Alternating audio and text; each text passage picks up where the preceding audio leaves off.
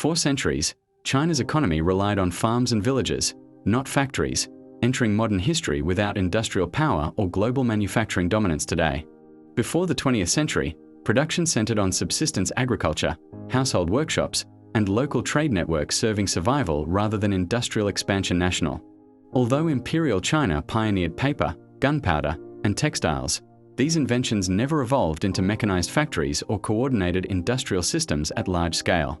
By the 19th century, Europe and America surpassed China in machinery, factory organization, productivity, while internal instability disrupted economic coordination nationwide severely. Foreign intervention, wars, and imperial collapse fractured China's economy, leaving manufacturing small-scale, fragmented, and technologically limited across regions with low capital investment. The early People's Republic inherited poverty and damaged industry, making future global manufacturing dominance appear unlikely, distant, and historically improbable at inception. After 1949, China treated industrialization as national survival, placing factories and heavy industry at the center of state planning priorities nationwide policy. Manufacturing became strategic, not optional, as the government prioritized steel, machinery, and basic industries to secure independence and long-term economic stability nationally.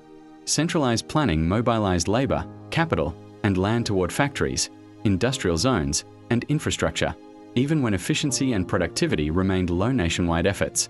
Although isolated from global markets, China learned large-scale production management, workforce discipline, and industrial coordination through repeated state-led manufacturing campaigns over decades. This era built capacity rather than wealth, embedding manufacturing inside political objectives while creating experience with factories, logistics, and organized industrial systems.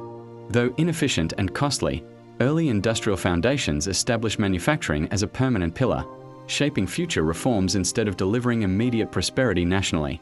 China's manufacturing transformation accelerated after late 1970s reforms, shifting from rigid planning toward market responsiveness and productivity-focused industrial experimentation nationwide. Market incentives entered factories, allowing pricing signals, efficiency pressures, and demand responsiveness to reshape production decisions without eliminating state oversight entirely. Special economic zones emerged as gateways, attracting foreign capital, technology, and managerial expertise into controlled coastal industrial enclaves for experimentation.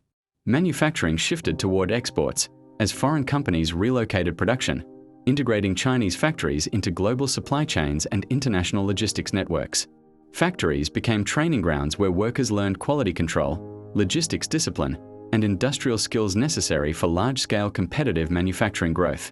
This reform era transformed China from basic industrial capacity into a globally relevant manufacturing hub central to world production networks. China's early manufacturing strength came less from innovation and more from massive scale, coordination, and rapid production expansion capabilities. Enormous labor pools allowed factories to expand output quickly, absorbing demand surges while maintaining production continuity and workforce flexibility. State investment in ports, roads, electricity, and logistics created physical foundations enabling manufacturing speed, reliability, and nationwide industrial coordination. Industrial clusters formed where suppliers, assemblers, and exporters operated nearby, reducing costs, delays, and friction across production stages. China moved beyond assembly, gaining control over components, intermediate goods, and inputs, deepening supply chain authority and resilience. Manufacturing became systemic, not fragmented, giving China unmatched reliability, volume, and integration that global companies increasingly depended upon. China treated manufacturing as a national strategy, embedding industrial planning into governance to link production with long-term economic and geopolitical goals. Production directly supported employment stability, export revenues, technological upgrading, and global bargaining power, reinforcing manufacturing as a central pillar of the economy. The state guided priorities, moving industries from low-value consumer goods toward higher-value products, creating a structured, hierarchical production strategy nationwide. Environmental strain, labor pressure, and global dependency presented challenges, yet manufacturing remained central, demonstrating resilience and strategic focus in national economic planning. Manufacturing shaped urbanization, workforce skill development, and capital allocation, transforming China's cities and society around industrial productivity and global trade integration. By embedding production into national planning, China became indispensable to global supply chains, gaining structural advantage rather than relying on inherited wealth. China's manufacturing rise caused mass urban migration, concentrating labor near industrial zones and export infrastructure, transforming the nation's spatial and population structure. Hundreds of millions relocated from rural areas into factory-oriented cities, creating one of the largest labor reallocations in global history. Industrial parks and export processing cities were purpose-built to absorb labor, support production, and maintain logistical efficiency, reflecting deliberate economic planning. Urbanization provided employment, skill acquisition, and income growth, while introducing social pressures like long hours, housing constraints, and unequal access to public services. Labor concentration improved productivity as workers accumulated technical competence, creating a workforce capable of sustaining high output over decades of industrial expansion. Population scale and industrial organization created a structural advantage, reshaping Chinese society around production, mobility, and long-term economic development. China's manufacturing rise began through technology absorption, as factories learned by assembling foreign products within global supply chains under strict state coordination. Participation in global networks exposed firms to foreign management practices, quality standards, and production discipline, accelerating industrial learning without initial domestic innovation. Rather than inventing early, Chinese manufacturers upgraded processes incrementally, improving efficiency, reliability, and technical capability through repeated production experience inside export-oriented factories. State policy encouraged movement into higher-value manufacturing, including electronics, machinery, and transportation equipment, supported by automation and engineering education and research institutions. Manufacturing became a learning platform, allowing firms to scale production while accumulating technological sophistication and reducing dependence on low-cost labor over time. Industrial upgrading strengthened competitiveness, increased resilience, and enabled China's transition from low-cost production toward complex roles in manufacturing within global value chains. China's manufacturing growth became tightly linked to global trade, as factory output depended directly on foreign consumer demand across developed markets. Export-oriented production fueled rapid growth, employment, and capital accumulation, but tied industrial performance to economic conditions beyond national control. Global recessions, trade disputes, and supply disruptions exposed structural vulnerability, as external shocks directly reduced output, employment, and industrial stability. At the same time, China's scale created global reliance, where disruptions inside Chinese factories caused shortages across industries worldwide.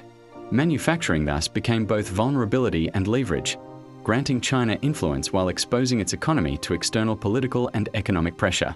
China evolved from peripheral exporter into a systemic node, embedding its manufacturing deeply within global production networks and trade relationships.